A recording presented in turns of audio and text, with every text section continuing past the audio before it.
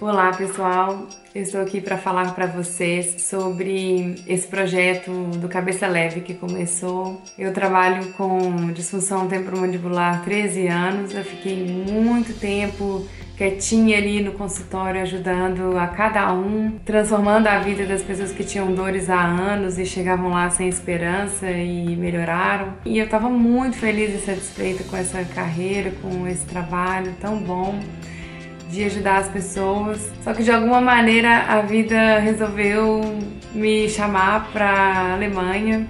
Os sinais foram claros até demais. Eu tive que sair da minha sala por motivo de roubo lá no consultório. Eu tive perda total, isso no carro depois da minha avó ter morrido. Foram muitas coisas acontecendo.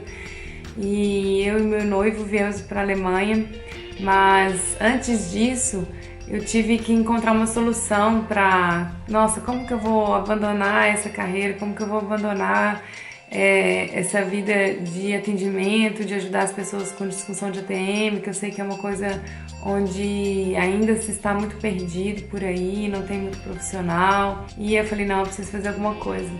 E aí surgiu essa ideia de filmar tudo, todas as técnicas, tudo que eu sei, tudo que eu conheço tão bem há tantos anos e transformar num curso para oferecer para quem quiser se tratar, quem quiser conhecer as técnicas, aprender os exercícios, aprender coisas que são tão boas para até mesmo quem não tem diretamente um problema na TM, quem tem só atenção no ombro e pescoço.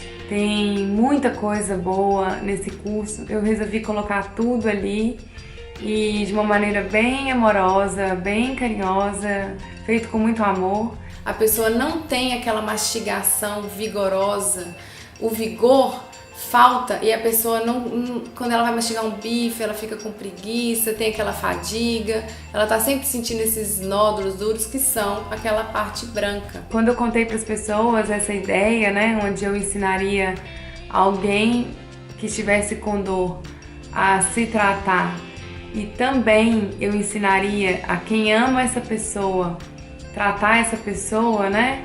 Eu encontrei essa maneira, né? O que as minhas mãos não vão poder fazer, talvez a mão de uma mãe, um marido, um irmão, possa ajudar a quem está aflito com dor, precisando daquele toque de amor.